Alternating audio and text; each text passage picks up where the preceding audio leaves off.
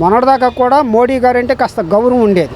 ఇవాళ మోడీ గారికి కూడా ఇప్పుడు కేసీఆర్ లాగానే మోడీ గారికి కూడా ఉత్తరాది రాష్ట్రాల్లో సరిగ్గా పోటీ లేదు. ఉత్తరాది రాష్ట్రాలలాగా అంత అమాయకులు కాదు దక్షిణాది రాష్ట్రాల ప్రజలు. మీరు చూసుకోండి, తమిళనాడు కానీ, కేరళ కానీ, కర్ణాటక కానీ, తెలంగాణ కానీ, ఆంధ్ర కానీ, ఒరిస్సా కానీ, బెంగాల్ కానీ బీజేపీ వాళ్ళకి ఒక్క రాష్ట్రం లేదు. మీ గొప్పతనం ఏంటండి? కొంపలు కూల్చి వ్యవహారం చేస్తున్నారు. మీరు దొంగలను కలుపుకుంటే మీరు దొంగలేగా. మీరు రాజకీయంతో విఘ్నత కలిగిన వాళ్ళే. మీరు ఎవరిని చేర్చుకున్నారు మీ కూటమిలో? నీకు దమ్ము లేదా? నీకు సొంతంగా నువ్వు ప్రధానమంత్రివి, నీకు 330 సీట్లు వస్తున్నాయి అంటున్నావు. నువ్వు వీళ్ళని ఎందుకు కలుపుకుంటున్నా? ఎక్కడ ఏం అలవాడి అలజడి చేద్దామని ఆ కాశ్మీర్లోను అక్కడక్కడ అస్సాంలోను హిమాచల్ ప్రదేశ్లో అరాచకాలు చుట్టించారు. పంజాబ్లో రైతులను లెక్క చేయట్లేదు, ఎవరన్నా లెక్కలేదు, చట్టాలంటే లెక్కలేదు మీకు. అంచేత మళ్ళీ ఆ కల్చర్ని ఆంధ్రాలో కూడా తీసుకురావాలని చూస్తున్నారు వాళ్ళు. రేపొద్దున జగన్మోహన్ రెడ్డి గారిని ఏం ఓడించలేరు. కాకపోతే వీళ్ళంతా ఏంటంటే కమ్యూనిస్టులు కూడా ఆఖరికి వాళ్ళు ఏదో పార్టీ పేరు చెప్పును బతుకుతారు తప్ప ఒకటాన్లో బట్టలే వీళ్ళంతా. జాతీయ పార్టీ మాత్రం ఎవడో ఒకడో శరీష్మాతో గెలవాలి, ఆ శరీష్మా వీళ్ళకు ఉపయోగపడాలి. ఈ ప్రాంతీయ నాయకులు జాతీయ పార్టీకి సరిగ్గా పనిచేస్తున్నారా శ్రద్ధ పెట్టి సోనియా గాంధీ మొహమో రాహుల్ గాంధీ మొహమో చూసి గెలిస్తే వీళ్ళు మూతులు లాక్కుంటారు. వీళ్ళు అక్కడ కూడా నరేంద్ర మోడీయే కాస్త అమిత్ షా ఏంటంటే ఆ ట్రిక్కులు కొత్త రకం ట్రిక్కులు మొదలుపెట్టి ఉత్తరాది రాష్ట్రాల్లో కూడా ఈసారి తగ్గుతాయి సీట్లు. వాళ్ళు ఏదో చేసేసామనుకుంటున్నారు కానీ ఉత్తరాది రాష్ట్రాల్లో కూడా వాళ్ళ సీట్లు తగ్గుతాయి. ఆంధ్రాలో ఘన విజయంతో జగన్మోహన్ రెడ్డి గారు గెలవబోతున్నారు. గెలిచే అవకాశం అయితే నాకు ఒకటండి, ప్రజలు విఘ్నులైతే పవన్ కళ్యాణ్ గారికి ఓటేయాల్సిన అవసరం లేదు. అన్నం పెట్టినాడికి సున్నం పెట్టే కల్చర్ లేకుండా మనసు పెట్టి మీరు ఆలోచించి మీ కుటుంబంలో కానీ, మీ పిల్లలకు కానీ, మీ పెద్దలకు కానీ, మీకు వ్యవసాయం ఉంటే మీ వ్యవసాయంలో కానీ మీకు ఎటువంటి మంచి జరిగిందో దాన్ని ఒకసారి గుర్తు చేసుకుని మనసు మీద గుండె మీద చేసి జగన్మోహన్ రెడ్డి గారికి ఓటేయాల. వీళ్ళందరూ కలిసిన కలక ముందు ఒకటి, వీళ్ళందరూ కలిసిన తర్వాత ఓహో ఈ సొసైటీలో ఆంధ్ర రాష్ట్ర ప్రజలు ఎంత దిగజారిపోయారా, మంచికి విలువరా అనేది ఒకటి మనసులో పెట్టుకుని మీరు కసిగా జగన్మోహన్ రెడ్డి గారికి ఓటేసి మంచి మెజార్టీ 170 అంటున్నారు కదా, అయితే 175 ఒక 2 సీట్లు అటు ఇటుగా ఇన్ని సీట్లు మనం జగన్మోహన్ రెడ్డి గారికి ఇచ్చి మన ఆంధ్రాని బాగా ఢిల్లీలో ఆకాశం అంత ఎత్తు ఎదిగేలాగా చేసి మనకు రావాల్సిన నిధుల్ని అయ్యా బాబు కాదు, కాళ్ళు పట్టుకుని ఎవరి కోసం కాదు. రాష్ట్రం అంటే వాళ్ళ బాబు జాగిర్లు కాదు, ఢిల్లీ ఎవరి బాబు జాగిర్లు కాదు. రాష్ట్రమే కేంద్రం, కేంద్రమే రాష్ట్రం. ఇక్కడి నుంచి నిధులు వెళ్తున్నాయి.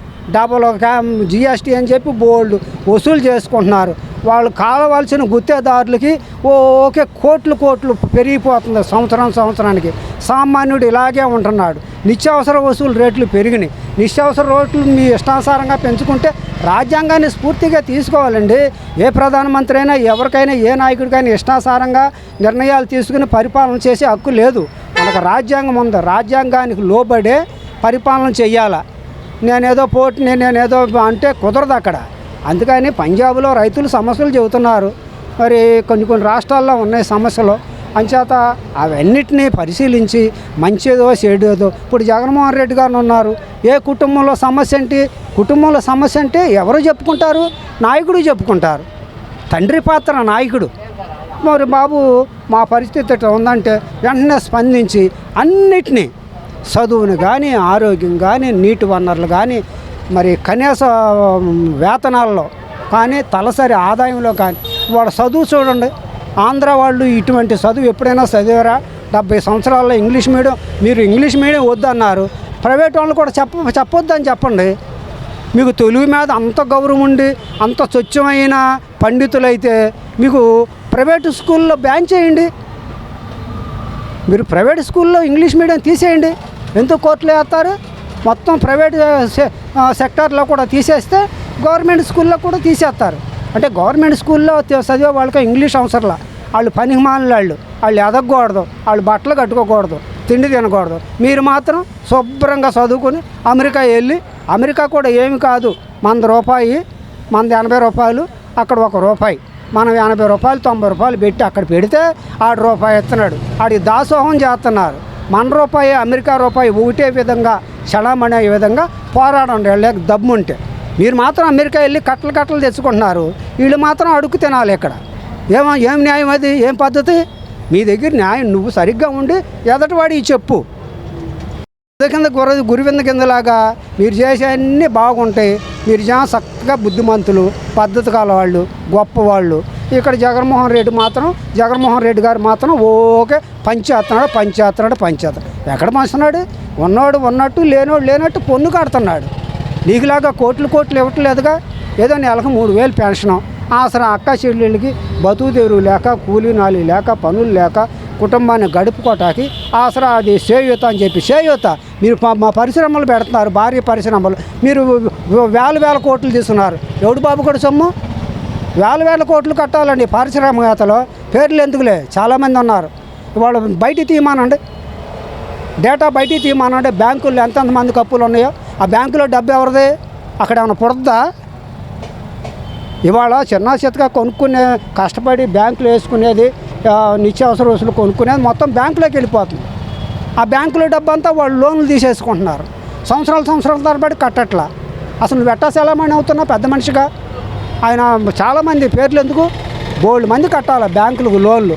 మీకు మాత్రం ఎకరాలు ప్రభుత్వం భూములు ఇవ్వాలి. పేదోడికి సెంటు భూమి ఇస్తే కళ్ళం నీళ్లు కారిపోతున్నాయి. నువ్వు వ్యాపారం పెడుతున్నావు, ఎక్కడ తీసుకుంటున్నావు భూమి? మీ తాత ఏమైనా సంపాదించాడా? ప్రభుత్వం ఇచ్చిన భూమి ఇది. మళ్ళీ ఆ భూమినే బ్యాంకులో పెడుతున్నావు, మార్జిన్ మనీ ఏదో కడుతున్నావు కొద్దిగా రూపాయి. మళ్ళీ అక్కడ వ్యాపారం పెట్టుకుంటున్నావు. ప్రభుత్వం దగ్గరే భూమి తీసుకుని ఆ భూమిని బ్యాంకులో పెట్టి డబ్బు తీసుకుంటున్నావు. నీ చేతి మట్టి అంటుకోకుండా కోటీశ్వరుడు అయిపోతున్నావు. వీళ్ళేం కాయ కష్టం చేస్తున్నారు. పొద్దున్నే లెగితే గమేళ మోసి, సుత్తులు కొట్టి, సిమెంట్ కలిపి ఎన్ని పనులు చేస్తున్నారు. వీళ్ళు లేకపోతే మీకు ఒక అడుగు అటు ఇటు పడతా. చిన్నగా కారు ప్రజలు లేకపోతే మీరు ఏమైనా చేయగలుగుతారా? నువ్వు ఇల్లు కడుతున్నావు, నువ్వు సిమెంట్ కలుపుకుని నువ్వు గమేణా మోస్తావా? నీకెందుకు అంత బాధ వీళ్ళ మీద? మీ భవంతులు, మీ బిల్డింగులు కట్టేది ఎవరు? కార్మికులు బతకొద్దా? కార్మికులకి ఏం కోట్లు ఇచ్చేయట్లే. అందుకని గవర్నమెంట్ ఇవాళ జగన్మోహన్ రెడ్డి గారికి ఓటు వేసి గెలిపించకపోతే పక్క రాష్ట్రాల వాళ్ళు, ఆంధ్ర ప్రజలు ఇంత మూర్ఖులా, ఇంత గొప్పగా పరిపాలన చేస్తుంటే గవర్నమెంట్, జగన్మోహన్ రెడ్డి గారు గవర్నమెంట్ని ఎందుకు గుర్తించలేదు అని అనకూడదు. గారి పక్క రాష్ట్రాల వాళ్ళు ఉమ్మేస్తారు మన మీద.